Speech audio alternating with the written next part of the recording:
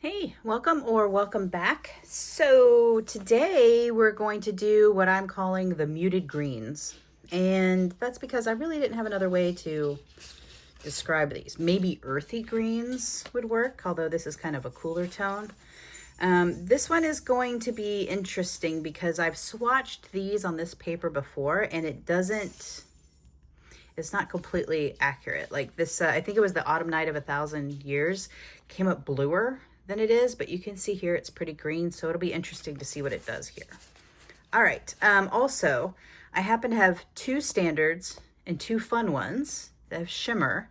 So what I'm gonna do is I'm just gonna I'm gonna drop the card, and then I'm gonna divide the page up. So what I did is I put the standards and the fun on the same page, and I'm just gonna put the winner. I'm gonna divide this page in half. That way I'm not using so much paper in here. So let's clip this guy here and zoom you in a little bit, and we'll get started. Okay, let's get started up here. So these two inks are both Sailor Urameki, and then this one is the Kokuya, and this one is a Suki Gokoro. So fingers crossed I said that was right. Let's get started with this one here. And you know what? It's been a little while. I don't see any sediment. We should be okay.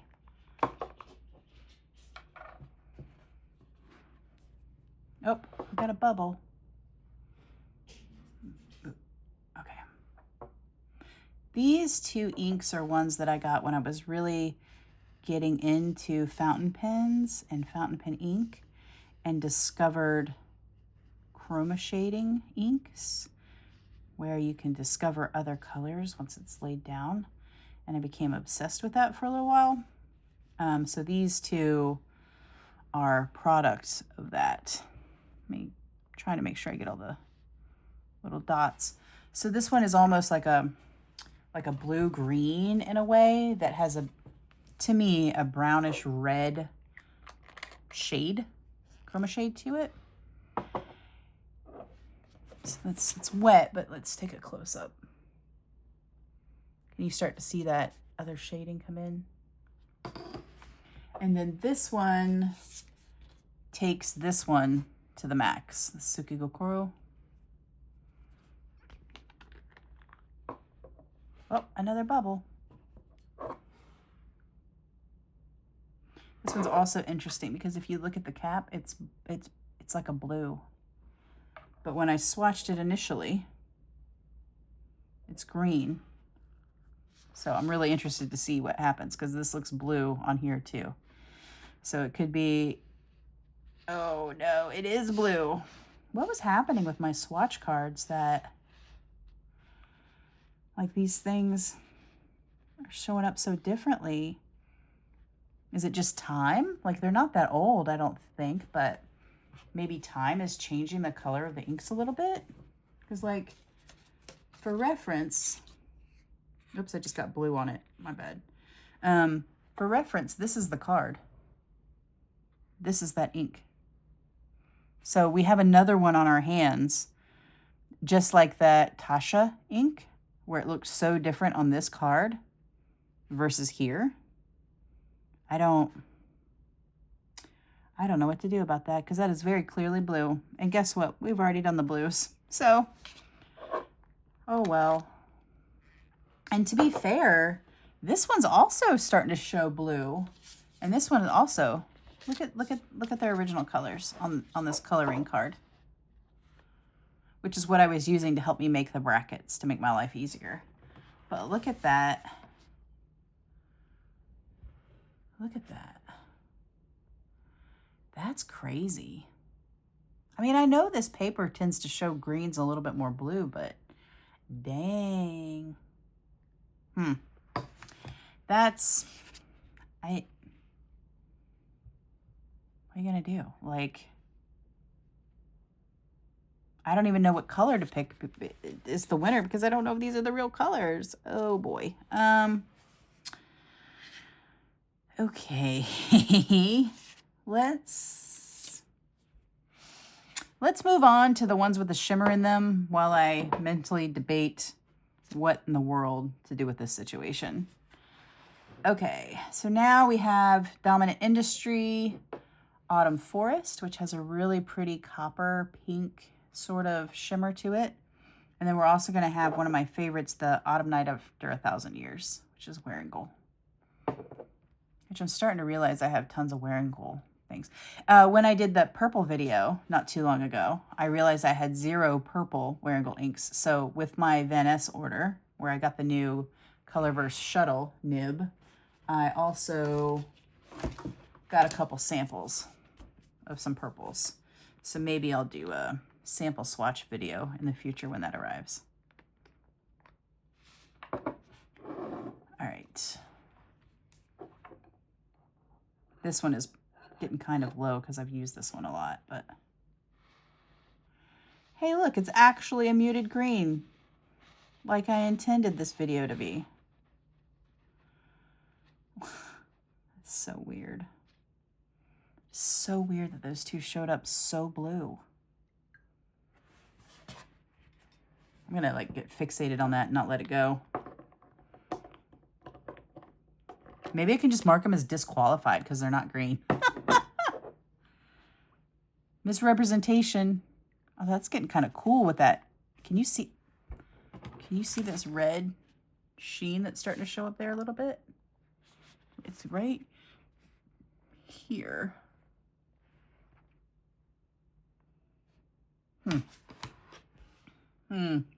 Interesting. Oh, it's Wearingeul. Oh my gosh. Holy crap. Okay, we got it. We got it. We got it. Don't panic. Okay. Wearingeul with your super solid closure bottles. Hey, look, another one that's actually showing up as muted green the way it's supposed to.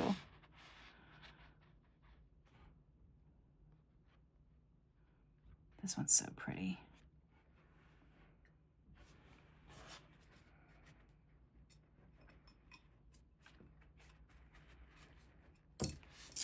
All right, let's let that dry a little bit so I can show you guys the shimmer difference. Because this is a gold shimmer and this has that pink copper shimmer. And I don't know what to do about these blues. And you know what's funny is that they don't even, maybe this one, but even represented on the bottle, they're not represented with blues.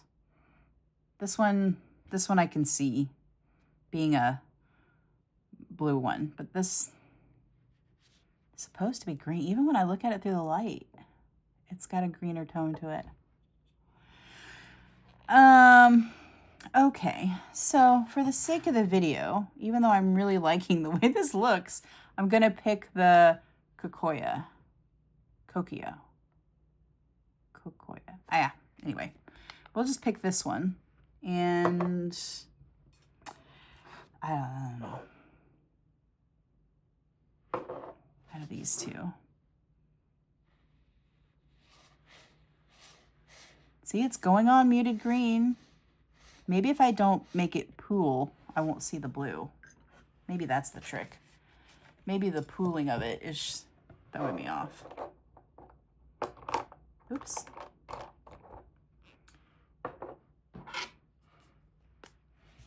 It still has a faint teal background situation happening, but nothing like its original one. Look how different these two are. What in the world is going on? I did not expect this when I started filming this video.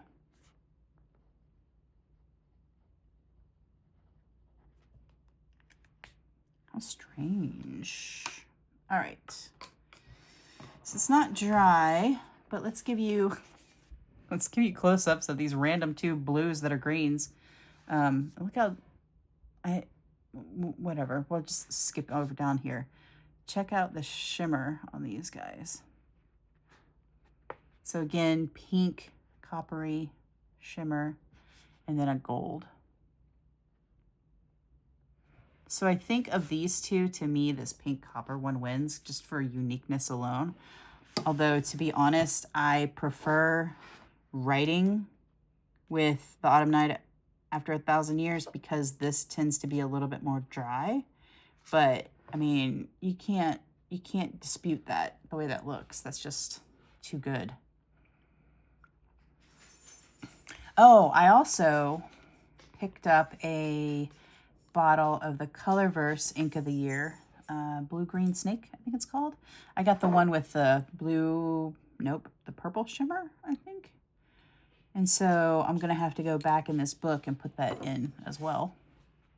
I've also been keeping a written log of my inks so that I can take a look at them that way.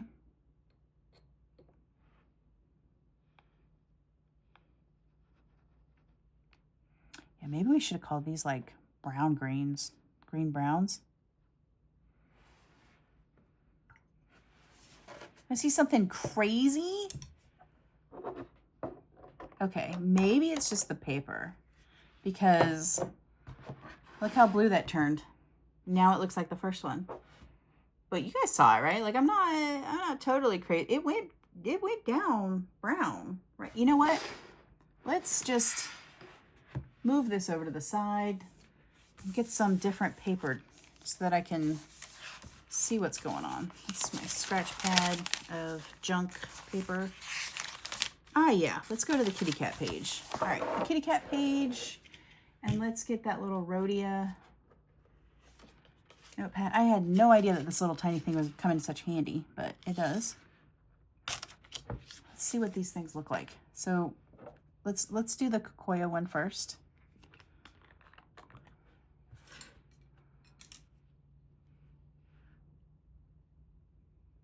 Okay.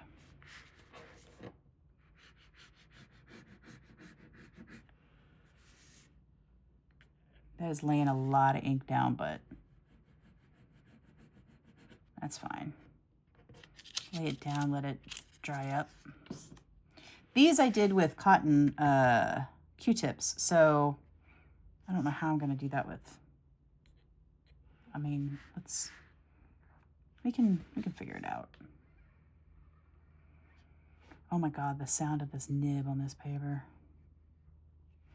I am really interested in getting the Colorverse shuttle because one of the problems I've had using this Kakimori nib is that the point, it becomes broad closer to the point. So if you want a finer line when you're writing, you really have to get like vertical almost to get that. Whereas that Colorverse one seems like it has a longer taper. And I was watching some videos of people writing with it, and it seems like I'll be able to get a finer line with a more normal hand position. So hopefully that's the case. This is coming out so cool. It's got those colors in it. I am really, really second guessing the way some inks behave on that Cosmo Airlight paper. Oh no, this one's totally blue. That one, yeah, whoops. That one is totally blue. It's a really pretty teal. It makes me want to go and look at the teals again to see if I want to ship one of those out and keep this guy. Oh, I need another piece of Rhodia.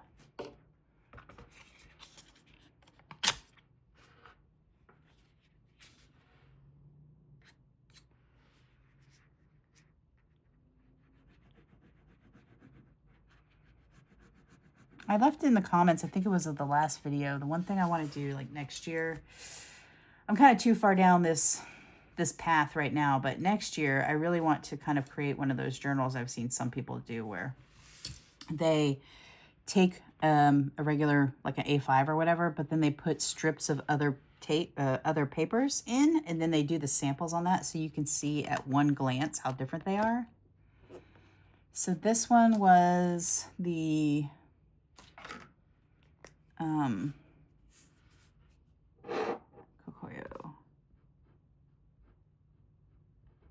Kokuya. And this one is the Suki.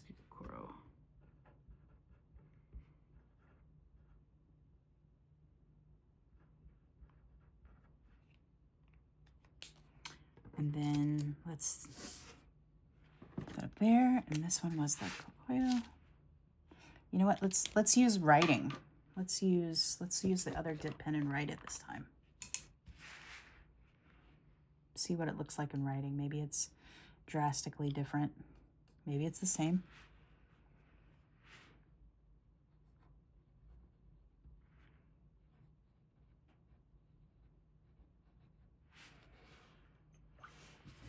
Man, this one is really putting that Tasha ink to shame with the red.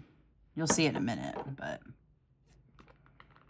I think I'm gonna have to keep this one and then just know that it just looks very different on different pages. Oops, KY. Okay, UY. That was sloppy, but we got the job done. This is so funny. Every time I look at this, I see that silly smiley face I made with the drops. Okay. This is super interesting, but for the sake of what I was doing originally, I'm going to put these over to the side, let them dry, and then we're going to come back to them after I finish this other page. And I had said that I was going to do the fun and the standards together, but I feel like it's kind of not fair since this is coming up blue. So I'm going to make a page of just this dominant industry, and for once I'll make the shimmer one win, even though I usually try to put them up against each other so that standards are standards and shimmers are shimmers. I know in the beginning I didn't do that, but that was a change I made, and I'm just gonna have to go against it. And the first thing I'm gonna do on this page is drop my dip pen and hope that the tip is okay. It actually looks like it got a little bit dinged up. That's okay. It's okay. Look at that. Now I don't feel bad about buying a new one. Ask and the universe delivers. Reasons to spend money. Yo. Okay. Well, look what I just realized I didn't do. Autumn Forest.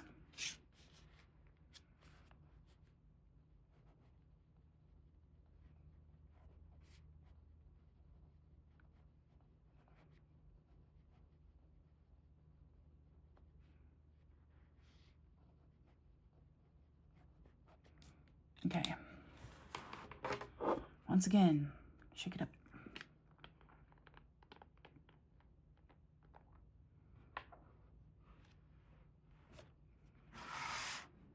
I'm going to write something over here.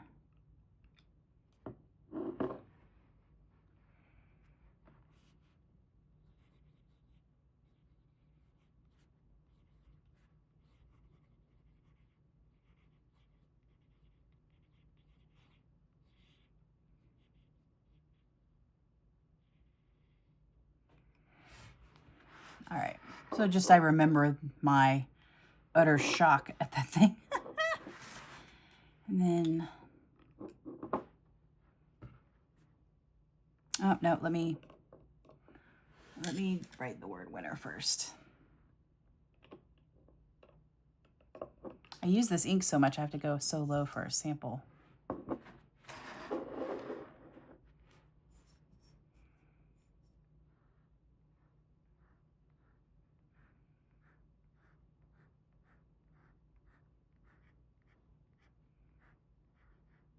Okay. And then let me reshake it a little bit.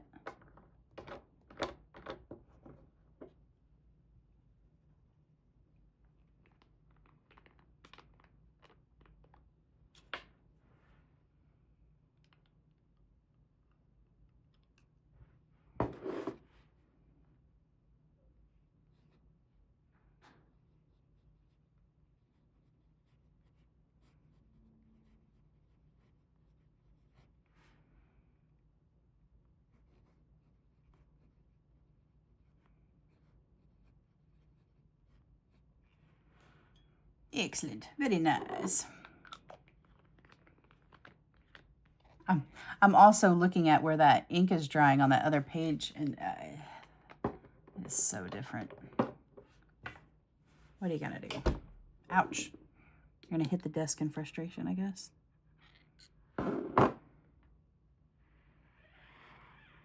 Nice little oblong cat. Boop.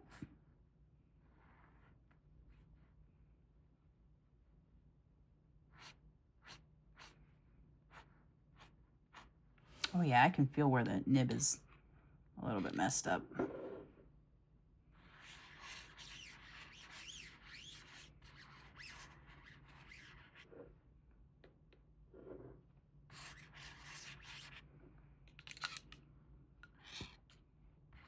Stop being so dry, Dominant Industries. Make me want to just dump the whole bottle on the page.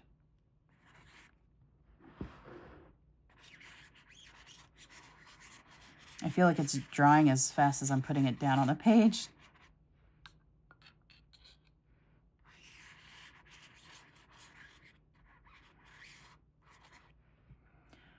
All right, well, this has been an interesting round, I'll tell you that. Let's let this dry a little bit. Maybe by the time we get done looking at the other ones, we can come back to it. Okay, again, for reference. So, these were the original coloring sample cards that I made when I got them. And you can see that this has really a brown kind of shade or hue to it. And this is just kind of a muted green. And then on the, oh my gosh, look at all this ink. On this Tomoe River paper from Hobonichi, it's the top one here, and you can see the difference. And this is Rhodia paper. And then this is the cat where you can see that blue coming through.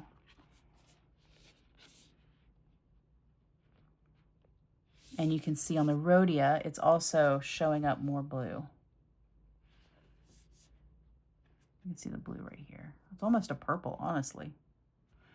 Okay, and then when we look at the other one, this one is the one that had the brown really good in it. And it's actually a blue with an absolutely killer red sheen when it's down in large quantities. But on Rhodia, it's green with a blue shade and a red sheen. Let me see if I can hold this and tilt the page enough. And then making the little cat face on this page, if you look at the writing, it's almost like this one maintains its greenness and this one just leans into the blue. And you actually can see the red. I don't know how close I can get without it blurring really badly, but you can actually see the red sheen in the writing on this one. And you can kind of see the blue a little bit, like in here where I made that mistake so the ink is thicker. Isn't that interesting though? Like, what in the world? That's twice now. Twice I've been completely shocked at what happened. So, I mean, it's good. Life still holds surprises, I guess, right? Okay. This, oh, nice. See? Dry enough. Perfect. All right, let's go through this one more time. Here we have those that I just went over on the other page. Here is the Autumn Forest and the Autumn Night After 1,000 Years, of which I picked Autumn Forest. And so here is that winner's page. Let's try to get it flexed where you can see some of that pink coming in. And that's dry. It's just, looks like it's wet. It is so pretty. Oops, blurry. Okay, well, this has been a exceptionally interesting round, and that's all I'm going to say about that.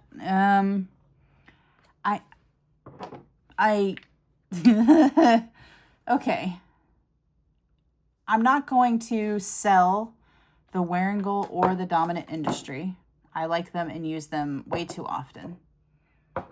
These two sailors I kind of want to ink up in a pen and write with for a month and figure out what in the world to do, because I don't know, because of this situation. So I guess I'm keeping those. Okay, well, what a wild ride. Thanks for joining me on this interesting ink exploration. If you like this video, please click like. And if you really liked it or want to get notified of content, please subscribe. Thank you. Bye.